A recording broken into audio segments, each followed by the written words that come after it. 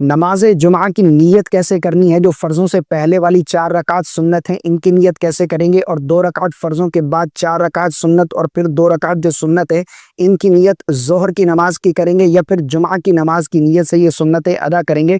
कई लोग ज़ोहर की नमाज की नीयत करते हैं इन सुन्नतों में, और कई लोग जो है वो जुमा की नमाज की नीयत करते हैं।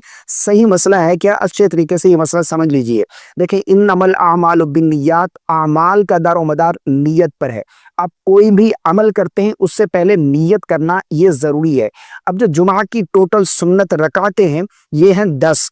4 रकात सुन्नत मुअक्कदा, 2 रकात फर्जों से पहले और 2 रकात फर्जों के बाद फिर 4 रकात सुन्नत मुअक्कदा और फिर 2 रकात सुन्नत, ये टोटल 10 रकात सुन्नतें हैं।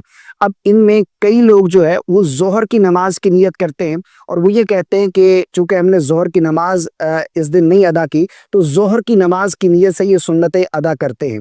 और कई लोग जो है वो जुमा की नमाज की नियत इन सुन्नतों में करते हैं। तो याद रखिएगा, जो लोग जुमा की नमाज की नियत करते हैं ये बिल्कुल दुरुस्त है। जब आप जुमा की नमाज अदा कर रहे हैं तो जोहर की नमाज आप पर बाकी ना रही, तो अब जितनी भी सुन्नतें, जितनी भी रकातें अदा करेंगे वो जुमा की नमाज की नियत से ही अदा करेंगे।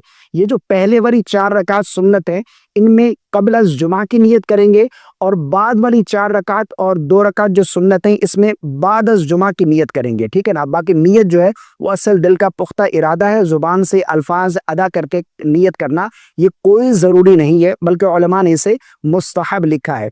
तो जो लोग ज़ोहर की नमाज की नियत करते हैं ये बिल्कुल गलत है। आप जुमा की नमाज की नियत से ही ये तमाम रकातें अदा करें।